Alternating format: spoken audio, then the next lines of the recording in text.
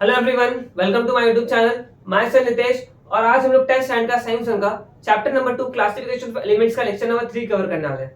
देखिए, previous lectures को आप लोगों को अच्छे से देखना है ताकि लेक्चर आपको इजीली समझ में आए। ठीक है, उसका लिंक मैंने डिस्क्रिप्शन में दे दिया है, उसको जरूर देखें ताकि ये लेक्चर आपको इजीली समझ में आएगा।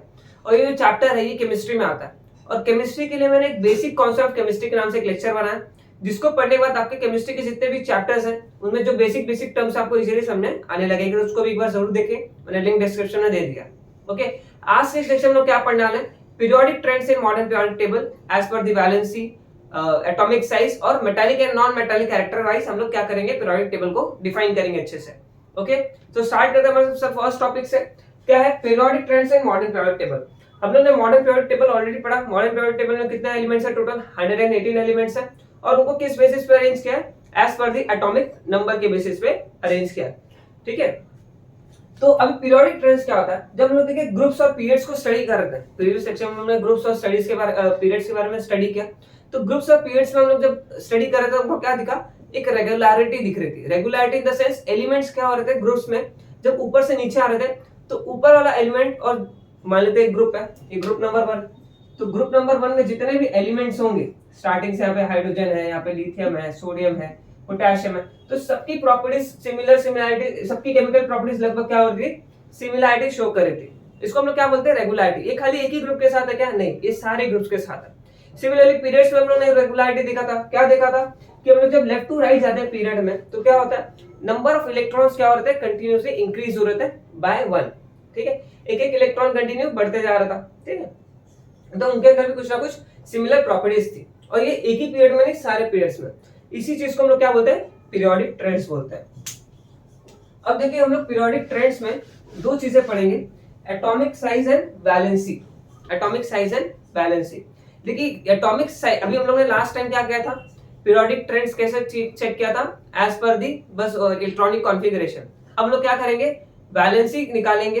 वैलेंसी निकाल के देखेंगे कि वैलेंसी में क्या चेंजेस आ रहे हैं, क्या ट्रेंड्स दिख रहे हैं हमको। उसका एटॉमिक साइज में क्या, साइज ऑफ द एटम जो है वो कितना इंक्रीज हो रहा है, कितना डिक्रीज हो रहा है इन अ ग्रुप और पीरियड्स, ये हम लोग चेक करने वाले हैं। तो इसके लिए हम लोग क्या पढ़ेंगे अभी? Atomic size.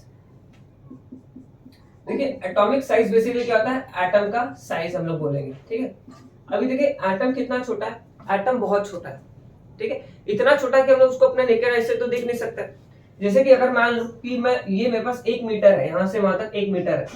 1 मीटर में कितने सेंटीमीटर्स होते हैं? 100 सेंटीमीटर्स होते हैं। ओके, अगर मैं आपको पूछूं 1 सेंटीमीटर में कितने मिलीमीटर है? 10 मिलीमीटर है। आपने स्केल देखा होगा आपका, 1 सेंटीमीटर को 10 पार्ट्स में डिवाइड करता है और एक पार्ट को हम लोग क्या बोलते हैं? 1 मिलीमीटर बोलते हैं। अगर मैं 1 मिलीमीटर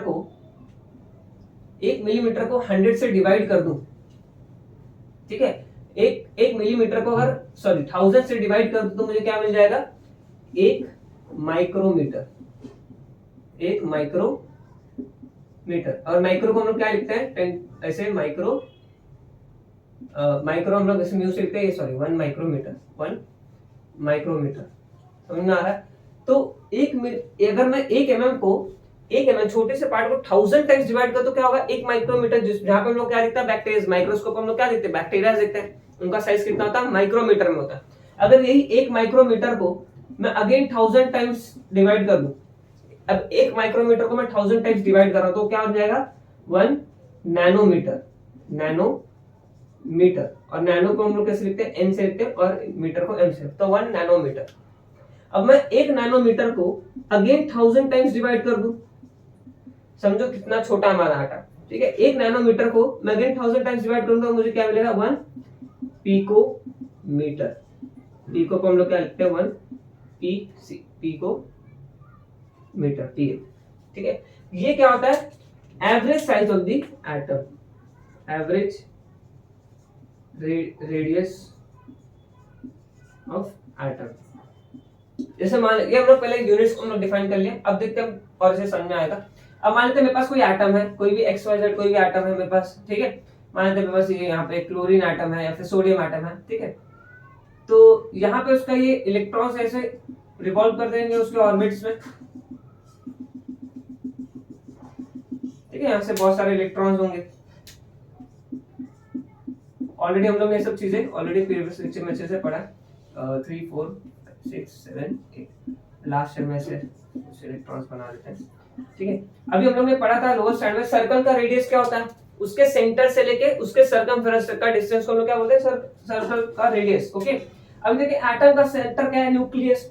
देखिए न्यूक्लियस मैंने इतना बड़ा बनाया है, बट एक्चुअली न्यूक्लियस इतना बड़ा होता नहीं, बहुत छोटा सा होता है। हम लोग पॉइंट जैसे कंसीडर, हम लोग यहाँ पे खाली डायग्रामेटिकली बड़ा दिखा रहा हूँ। ठीक है, तो सेंटर से लेके न्यूक्लियस से लेके आउटर मोस्ट शेल तक का जो डिस्टेंस होता है, इसको हम लोग क्या बोलते हैं, एटॉमिक रेडियस। किसी भी एटम का न्यूक्लियस से लेके आउटर मोस्ट ऑर्बिट तक, शेल तक जितना भी डिस्टेंस होता है, उसको हम लोग क्या बोलते हैं, एटॉमिक रेडियस। और on an average atomic radius कितना होता है, 1 पिकोमीटर के नियर होता है। ठीक है, मतलब एटम इतने छोटे हैं, सोचो माइक्रोमीटर को 1000 टाइम्स डिवाइड किया, फिर नैनोमीटर को 1000 टाइम्स डिवाइड किया, तब जाके मुझे मिल रहा है पिकोमीटर। तो एक पिकोमीटर कितना छोटा हो सकता है, इमेजिन करो। तो सोचो एक एटम कितना छोटा होगा, इसके लिए हम उसको क्या बोलते हैं, स्मॉलेस्ट इनडिविजिबल पार्टिकल। ठीक है, ये एटॉमिक साइज है। ठीक है, एटॉमिक साइज अगर जितना उसका एटॉमिक रेडियस ज्यादा होगा, more atomic radius is equal to more atomic size. अगर रेडियस ज्यादा होगा तो एटम का साइज क्या होगा, ज्यादा होगा।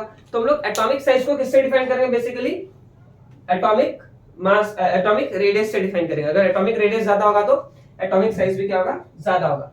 अब उसके बाद बैलेंस ही पढ़ते हैं।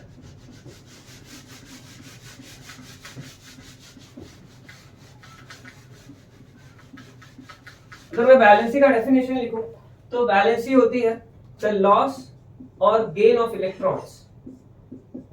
क्या है, द लॉस और गेन ऑफ इलेक्ट्रॉन्स between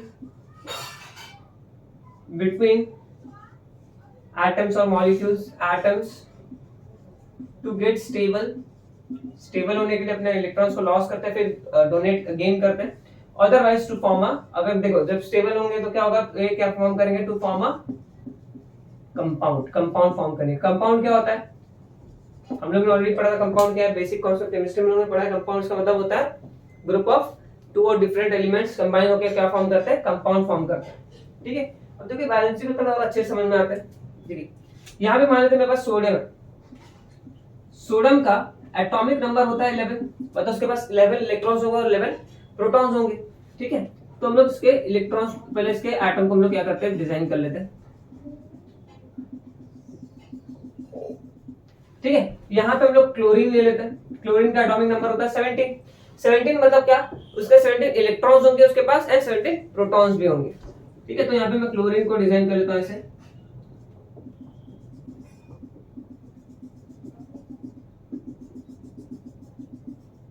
ठीक है, अब यहाँ पे कितने इलेक्ट्रॉन्स है इसके, 11, तो 1 2, यहाँ पे 2 ऑर्बिट्स, पहले ऑर्बिट में 2 ही इलेक्ट्रॉन्स होल्ड हो सकते हैं, हम लोग ने ऑलरेडी डिस्कस किया। यहाँ पे 3 4 5 6 7 8 और लास्ट में 1 इलेक्ट्रॉन बचेगा। ठीक है, 2 + 8 10 और 1 11 इलेक्ट्रॉन्स मैंने अरेंज कर दिए। यहाँ पे 17 इलेक्ट्रॉन्स अरेंज करना है, 1 2 3 4 5 6 7 8 8 + 2 10, अभी कितने बचे, 17। तो 17 मैं यहाँ पे आउटर मोस्ट शेल में अरेंज करूंगा, 2 3 4 5 6 7। तो 7 इलेक्ट्रॉन्स यहाँ पे भी है और यहाँ पे 11 इलेक्ट्रॉन्स है, 17 और 11। ठीक है, हम लोग ने अरेंज कर दिया, क्लोरीन और सोडियम का डायग्राम बना दिया। अब देखिए इसके आउटर मोस्ट शेल में कितना इलेक्ट्रॉन है, 1 इलेक्ट्रॉन होना कितना चाहिए, सिर्फ 8 इलेक्ट्रॉन होना चाहिए। हम लोग ने क्या पता, ऑक्टेट रूल क्या होना चाहिए, कंप्लीट। अगर किसी का भी ऑक्टेट कंप्लीट है तो क्या होगा, स्टेबल होगा। अगर उसका डुप्लेट भी कंप्लीट है, अगर मान लेते जैसे हीलियम है, हीलियम के पास एटॉमिक नंबर्स का 2 मतलब 2 इलेक्ट्रॉन्स है, तो उसका खाली 2 इलेक्ट्रॉन्स पहले ऑर्बिट में फिल हो जाएंगे। उसकी कैपेसिटी भी 2 इलेक्ट्रॉन्स की है और पहले शेल की भी कैपेसिटी 2 इलेक्ट्रॉन्स की है, तो उसका डुप्लेट फुल है तो भी क्या होगा, स्टेबल होगा।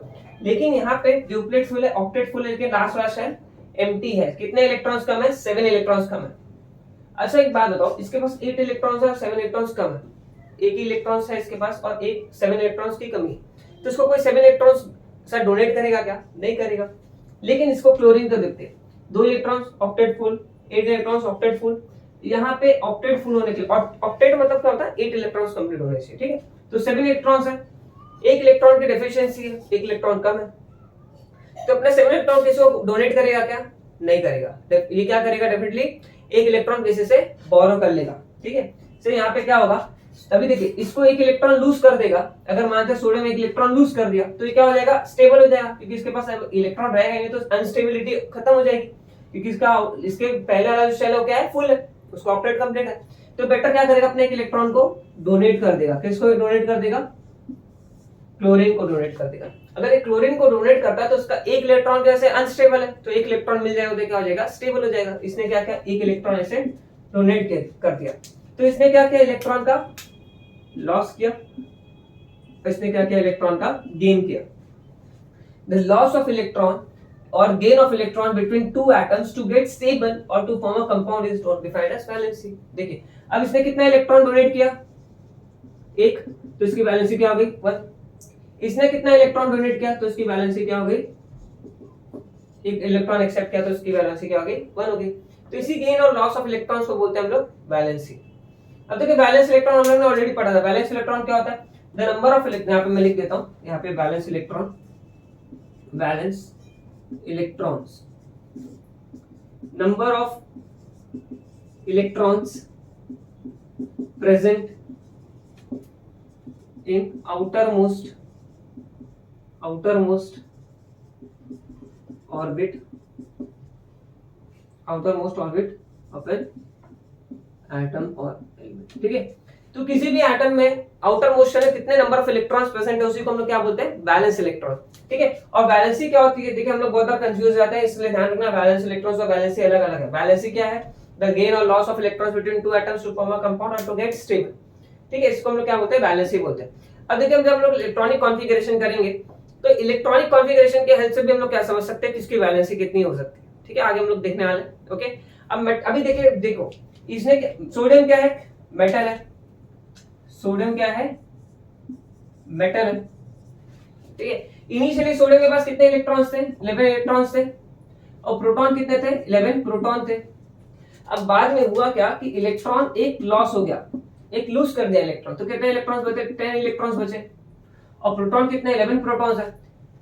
अब इसके पास 11 पॉजिटिव चार्ज है और 10 नेगेटिव चार्ज है, तो 10 नेगेटिव चार्ज और 10 पॉजिटिव चार्ज एक दूसरे को बैलेंस कर देंगे। बचा कितना? एक पॉजिटिव चार्ज एक्स्ट्रा बन गया, मतलब एक प्रोटॉन क्या एक्स्ट्रा है?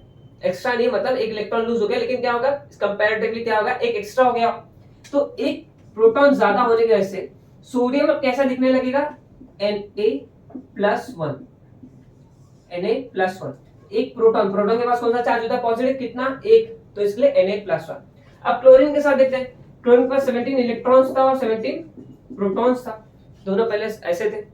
अब बाद में क्या हुआ? जब इसने एक इलेक्ट्रॉन एक्सेप्ट किया तो अभी कितना हो गया इलेक्ट्रॉन? 18 इलेक्ट्रॉन हो गया। 17 प्रोटॉन 18 इलेक्ट्रॉन को बैलेंस नहीं कर पाएंगे, खाली 17 इलेक्ट्रॉन को ही बैलेंस करेंगे, तो एक इलेक्ट्रॉन क्या हो गया? एक्स्ट्रा हो गया। अब एक इलेक्ट्रॉन एक्स्ट्रा हो गया तो अभी क्लोरीन के पास एक नेगेटिव चार्ज, इलेक्ट्रॉन के पास कौन सी चार्ज होती है? नेगेटिव, तो उसके पास कितनी चार्ज होगी? एक नेगेटिव चार्ज ऊपर दिख के आएगी, -1। ठीक है, इनको ही हम लोग क्या बोलते हैं? आयंस बोलते हैं, जो हम लोग ने पहले भी डिस्कस किया है, हम लोग ज्यादा डिटेल में नहीं जाएंगे। ठीक है, तो मैं क्या बोल सकता हूं? देखिए मोस्ट सारे मेटल्स होते हैं, मेटल्स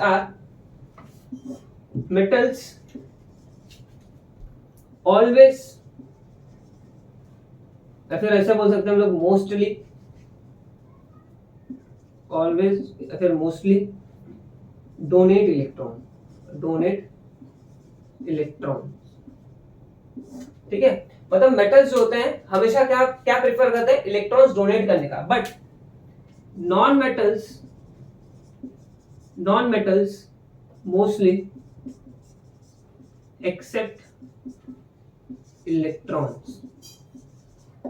ठीक है, नॉन मेटल्स का नेचर कैसा होता है? इलेक्ट्रॉन एक्सेप्ट करने का होता है, और मेटल्स का नेचर कैसा होता है? इलेक्ट्रॉन डोनेट करने का होता है, लूज करने का होता है। ऐसा क्यों होता है? क्योंकि मेटल्स में क्या होता है? आउटर मोस्ट में हमेशा ऐसा देखा गया कि बहुत ही कम इलेक्ट्रॉन्स होते हैं, मतलब बैलेंस इलेक्ट्रॉन्स कम होंगे। अगर बैलेंस इलेक्ट्रॉन्स कम होंगे तो क्या करेगा? डोनेट करेगा। अगर बैलेंस इलेक्ट्रॉन ज्यादा है तो क्या करेगा? एक्सेप्ट करेगा। तो हमेशा मेटल्स में क्या होता है? बैलेंस इलेक्ट्रॉन्स कम होते हैं, इसलिए वो क्या करते हैं? डोनेटिंग नेचर होता है। ठीक है, अब यहाँ से कॉन्सेप्ट आएगा, हमको एक नया कॉन्सेप्ट पढ़ेंगे। इतना समझ में आया? अब आगे हम लोग एक नया कॉन्सेप्ट पढ़ते हैं, इलेक्ट्रोपॉजिटिविटी का और इलेक्ट्रोनेगेटिविटी का।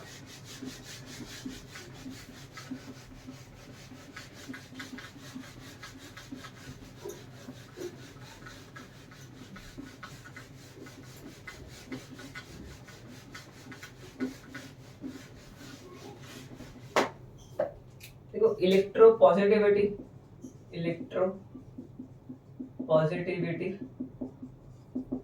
और electro negativity.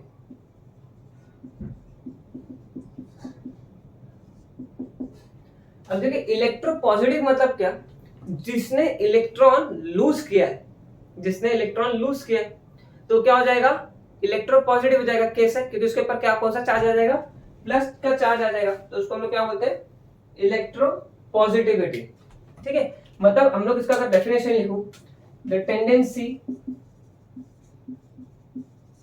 Of an atom to lose electron, to lose electrons, उस टेंडेंसी को हम लोग क्या बोलते हैं, इलेक्ट्रो पॉजिटिविटी। अगर मैं इलेक्ट्रोनेगेटिविटी का डेफिनेशन लिखूंगा तो क्या होता है, tendency of an atom to accept, और क्या बोल सकते हैं हम लोग, टू गेन इलेक्ट्रॉन्स। समझ में आ रहा है? अब इलेक्ट्रॉन एक्सेप्ट कौन करते हैं, नॉन मेटल्स क्या करते हैं, इलेक्ट्रॉन एक्सेप्ट करते हैं। तो non metals are electronegative in nature. अभी देखिए इलेक्ट्रो पॉजिटिव में क्या होता है, इलेक्ट्रॉन लूज होता है, तो कौन इलेक्ट्रॉन लूज करता है, मेटल्स। तो metals are electro positive in nature. ठीक है, तो मेटल्स की प्रॉपर्टी क्या होती है, वो इलेक्ट्रो पॉजिटिव होते हैं नेचर में, और नॉन मेटल्स की प्रॉपर्टी क्या होती है, वो इलेक्ट्रो नेगेटिव होते हैं नेचर में। ठीक है, अब यहाँ पे हम लोग पीरियोडिक ट्रेंड्स देखेंगे तीनों कॉन्सेप्ट से। पहला क्या देखा हम लोग ने, एटॉमिक साइज, वैलेंसी और electropositivity and metallic and non metallic character. ठीक है, अब metallic and non metallic character एक बार अच्छे से पढ़ लेते हैं। मान लेते हैं मेरे पास ये मेरा पीरियोडिक टेबल है, यहाँ पे बना देता हूँ मैं।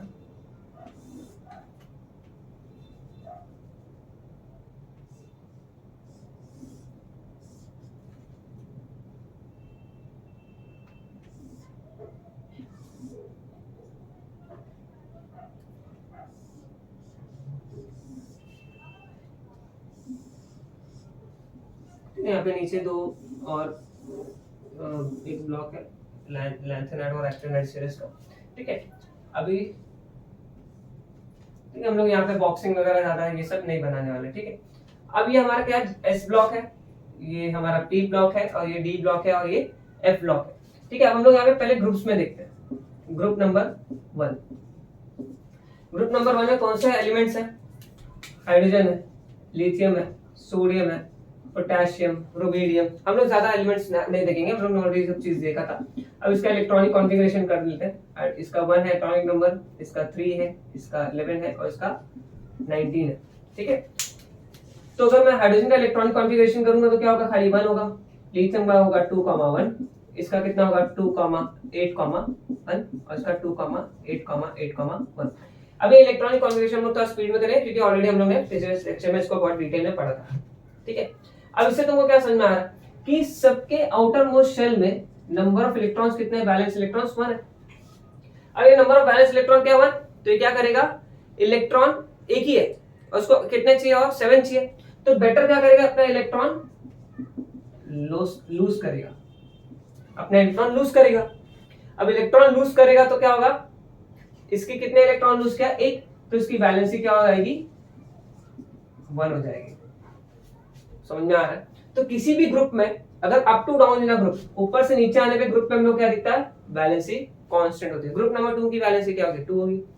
ग्रुप नंबर 13 की वैलेंसी क्या होगी, मोस्ट होगी 3 होगी, 14 की 4 होगी, और 15 की 3 होगी, 5 नहीं होगी। ठीक है, अगेन 16 की कितनी होगी, 2 होगी, 17 की 1 होगी, और 18 की 0 होगी, क्योंकि इसका ऑक्टेट फुल है, तो उसको इलेक्ट्रॉन डोनेट करने की जरूरत ही नहीं है, एक्सेप्ट करने की जरूरत है। ठीक है, वैलेंसी देखा। अब एटॉमिक साइज देखते हैं। अब ऊपर से जब नीचे आ रहा है, देखो हाइड्रोजन पहले कैसा था, ऐसे था, एक ही इलेक्ट्रॉन थे उसके पास, ऐसे। जब लिथियम को देखो, उसके पास 2 शेल्स हैं, ये लिथियम है, हम लोग ज्यादा इलेक्ट्रॉन्स वगैरह नहीं बनाएंगे। इसके पास 3 शेल्स है। ठीक है, 3 शेल्स है। तो हमको क्या दिख रहा है, जब हम लोग ऊपर से नीचे आ रहे हैं ग्रुप में, inner group up to down, हम लोग क्या देख रहे हैं, ग्रुप में, इनर ग्रुप हम लोग यहाँ पे एरो के थ्रू बनाते हैं, थोड़ा सा यहाँ पे स्पेस चाहिए था।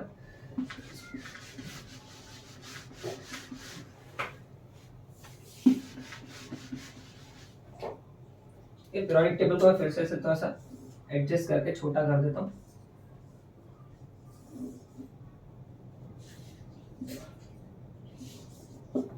ठीक है, तो कुछ ज्यादा ही पतला दिख रहा है।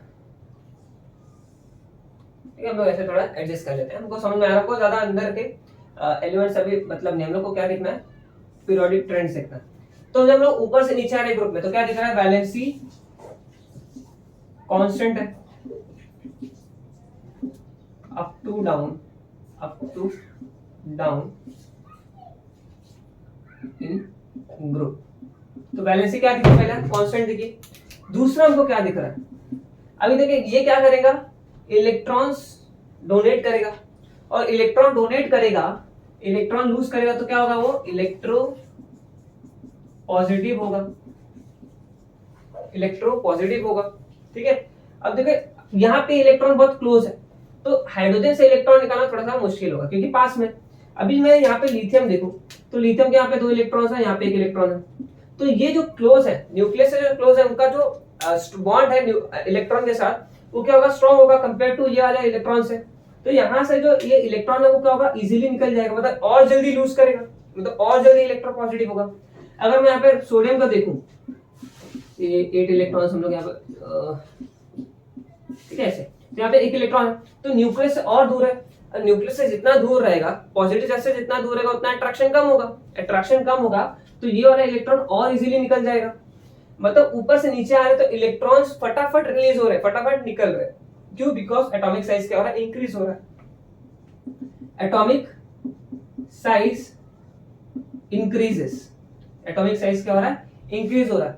दूसरा पॉइंट क्या बोल सकते हैं हम लोग, ऊपर से नीचे आ रहे हैं, इलेक्ट्रॉन और जल्दी रिलीज होगा, निकलना चाहता, तो क्या बोलेंगे, इंक्रीजेस इलेक्ट्रो। अभी देखो इलेक्ट्रॉन लूज कर रहा है तो क्या बन जाएगा, इलेक्ट्रोपॉजिटिव, तो increases electropositivity and electron positivity कौन शो कर रहा है, मेटल शो करते हैं, तो मेटालिक कैरेक्टर क्या होगा, इंक्रीज होगा। बात समझ में आ रहा है, इलेक्ट्रॉन ज्यादा रिलीज होंगे, जितना जल्दी रिलीज होंगे उतना इलेक्ट्रोपॉजिटिव ज्यादा होगा, और मेटल्स आर हाईली इलेक्ट्रोपॉजिटिव। ठीक है, तो ऊपर से नीचे आ रहे तो मेटल की जो इलेक्ट्रोपॉजिटिविटी है बढ़ रही है, तो मेटालिक कैरेक्टर क्या होगी, बढ़ेगी। तो increase electropositivity and metallic character of an element. ठीक है, और क्या देखा, अब देखो यहाँ पे इलेक्ट्रोनेगेटिव हम लोग ने क्या पढ़ा था कि इलेक्ट्रॉन एक्सेप्ट करने की कैपेसिटी को हम लोग, टेंडेंसी को क्या बोलते हैं, इलेक्ट्रोनेगेटिविटी।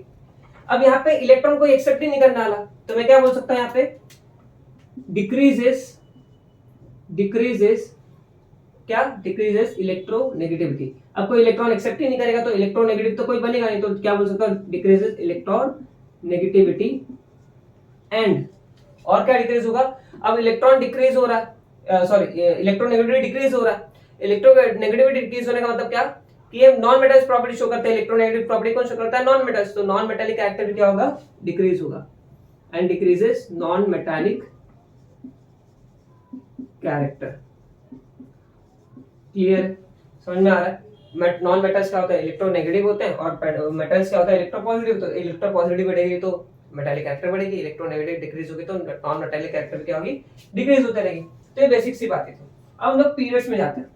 ठीक है, left to right in a period.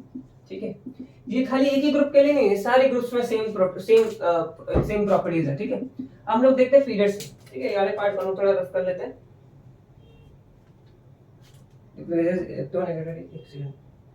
Correct है, ठीक है।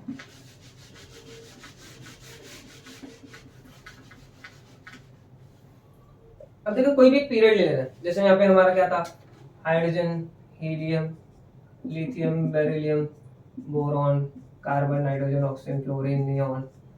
ठीक है, sodium, magnesium, aluminium, silicon, phosphorus, sulphur, chlorine, argon, potassium, calcium. देखिए 20 एलिमेंट्स है, 20 एलिमेंट्स आपको एकदम अच्छे से बाय हार्ट होना चाहिए आपके 10th लेवल तक। एग्जाम में बोर्ड्स पे इसके बेस पे बहुत क्वेश्चन आते हैं, जो आपको 20 एलिमेंट्स लर्न नहीं होंगे तो नहीं कर पाओगे। डायरेक्टली क्वेश्चन आता है, right the electronic configuration form 1 to 20 elements. ठीक है, तो आपको अगर एलिमेंट्स लर्न नहीं होंगे तो प्रॉब्लम हो जाएगा। ठीक है, तो अभी हम लोग कोई भी पीरियड लेते हैं, पीरियड नंबर 1 है, ये 2 है, ये 3, ये 4, तो हम लोग यहाँ पे ले लेते हैं, जैसे मान लेते हैं सेकेंड पीरियड ले लेते हैं, ठीक है। पीरियड नंबर 2, पीरियड नंबर 2 में कौन कौन से एलिमेंट है, लिथियम है, बेरिलियम है, बोरॉन, कार्बन, नाइट्रोजन, ऑक्सीजन। तो ठीक है, हम लोग इतने लिमिटेड एलिमेंट्स लेते हैं, सारे एलिमेंट्स नहीं लेंगे, ठीक है। लिथियम का एटॉमिक नंबर कितना है, 3 है, इसका बेरिलियम का 4, बोरॉन का 5, कार्बन का 6, 3, 4, 5, 6, 7 और इसका 8, ठीक है। अब लोग क्या करेंगे, इलेक्ट्रॉनिक कॉन्फ़िगरेशन। इलेक्ट्रॉनिक कॉन्फ़िगरेशन बहुत इंपॉर्टेंट है, इलेक्ट्रॉनिक कॉन्फ़िगरेशन से सारी समस्या का हल मिल जाएगा आपको, ठीक है। 2,1, यहाँ पे 2,2, यहाँ पे 2,3। होप्स आपको पूरा इजीली समझ में आ रहा है, क्योंकि ऑलरेडी हम लोग ने इसको बहुत ही अच्छे से इलेक्ट्रॉनिक कॉन्फ़िगरेशन किया है, ठीक है।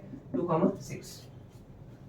तो आपने क्या देखा कि नंबर ऑफ शेल्स क्या है, नंबर ऑफ शेल्स कांस्टेंट है,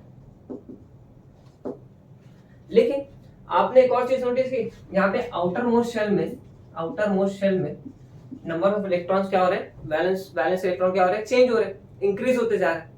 ये ऐसे मत देखो कि ये ऊपर से नीचे, एक्चुअल में ऐसे लेफ्ट टू राइट है, ठीक है, ऐसे।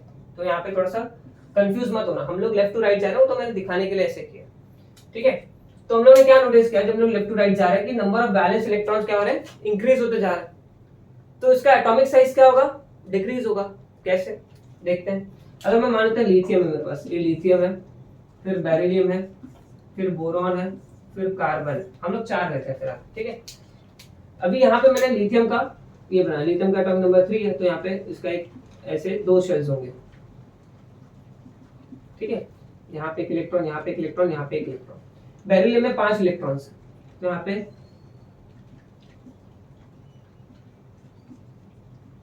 ठीक है। बोरॉन में सॉरी बेरिलियम में 4 इलेक्ट्रॉन है, ठीक है। बोरॉन में 5 इलेक्ट्रॉन है।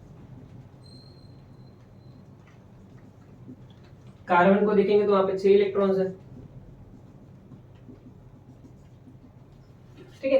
अब देखिए सब में नंबर ऑफ शेल्स कितने, 2 है, लेकिन अभी मैं यहाँ पे इसके इलेक्ट्रॉन बनाता हूँ 1 2 3 4 1 2 3 1 2 1 2 1 2 3 4, ठीक है।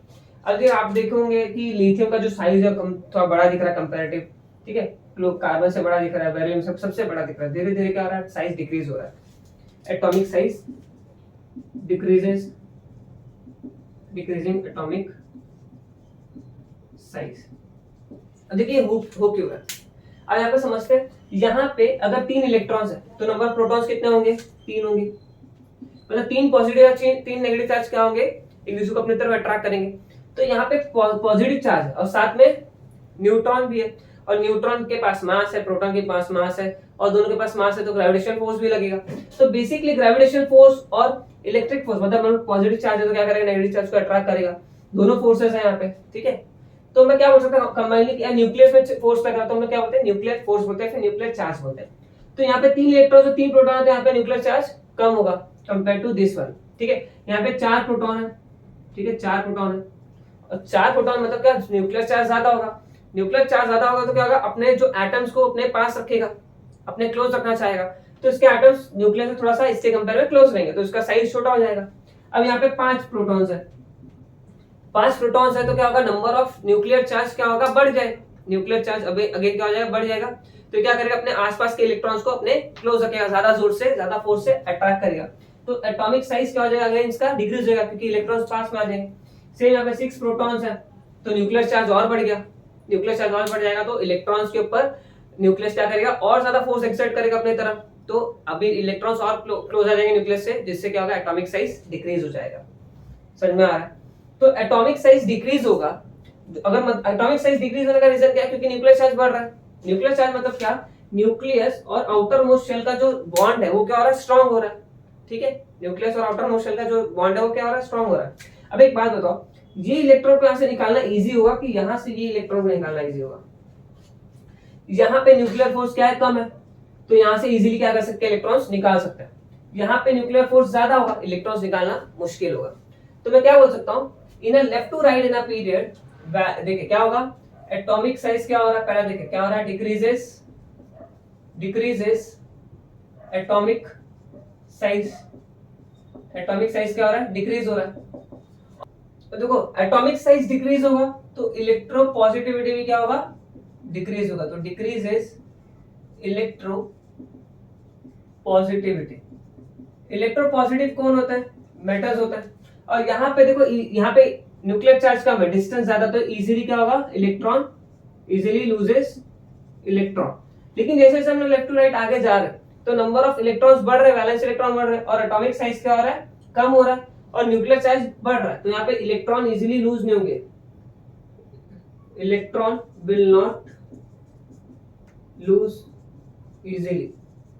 अब इलेक्ट्रॉन लूज नहीं करेगा तो क्या होगा, वो इलेक्ट्रॉन पॉजिटिविटी होगा। इलेक्ट्रो पॉजिटिविटी मतलब इलेक्ट्रो पॉजिटिविटी क्या हो रही है दिन पर दिन, लेफ्ट टू राइट क्या हो रहा है, डिक्रीज हो रहा है। और इलेक्ट्रो पॉजिटिविटी डिक्रीज होगा, इलेक्ट्रॉन नहीं रिलीज होगा, नहीं कोई डोनेट करेगा, तो नॉन मेटालिक कैरेक्टर भी क्या होगा, मेटालिक कैरेक्टर आल्सो डिक्रीज।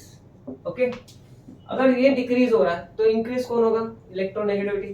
तो इंक्रीज इज इलेक्ट्रो नेगेटिविटी। कैसे, यहाँ पे इलेक्ट्रॉन इजीली लूज हो रहे हैं, लेकिन जैसे जैसे आगे जा रहा है इलेक्ट्रॉन लूज होना बंद हो जा रहा है, और नंबर ऑफ वैलेंस इलेक्ट्रॉन्स बढ़ रहे हैं आउटर मोस्ट शेल में। तो वैलेंस इलेक्ट्रॉन बढ़ जाएंगे तो क्या होगा, कुछ लिमिटेड एलिमेंट्स इलेक्ट्रॉन्स की रिक्वायरमेंट होगी, तो क्या करेंगे, इलेक्ट्रॉन्स एक्सेप्ट करेंगे, और जब इलेक्ट्रॉन एक्सेप्ट करेंगे तो क्या होगा, इलेक्ट्रोनेगेटिव हो जाएंगे वो लोग नेचर में। तो increases electronegativity from left to right, और इलेक्ट्रोनेगेटिव बढ़ेगी तो क्या होगा, नॉन मेटालिक कैरेक्टर क्या होगा, इंक्रीज होगा। नॉन मेटालिक कैरेक्टर भी क्या होगा, इंक्रीज होगा। ठीक है, तो ये हमारा पूरा टॉपिक खत्म हो गया। लास्ट में एक छोटा सा पार्ट है, रेडिएशन इन हैलोजन फैमिली। देखिए यहाँ पे जो ग्रुप नंबर 17 है, इसी को हम लोग क्या बोलते हैं, हैलोजन ग्रुप। ग्रुप नंबर 17 को हम लोग क्या बोलते हैं, हैलोजन ग्रुप। इसमें स्पेशल क्या है, इसको हम लोग एक्स सिंबल से रिप्रेजेंट करते हैं। इसमें क्या आते हैं, फ्लोरीन, क्लोरीन, ब्रोमीन, आयोडीन, एस्टेटिन, ऐसे एलिमेंट्स आते हैं। ये क्या होते हैं, मोस्ट रिएक्टिव होते हैं, बहुत ही रिएक्टिव होते हैं नेचर में। ठीक है, हम लोग को इसके बारे में ज्यादा डिटेल में कुछ पढ़ना नहीं, बस इतना हमको खाली एक छोटा सा इंट्रोडक्शन था। आगे हम लोग हायर स्टैंडर्ड में बहुत डिटेल पढ़ेंगे, इवन हमारे सेम सिलेबस में भी थोड़ा बहुत हैलोजन फैमिली के बारे में पढ़ेंगे। ओके, तो होप्स आपको पूरा लेक्चर अच्छे से समझ में आया होगा। Thank you so much for watching.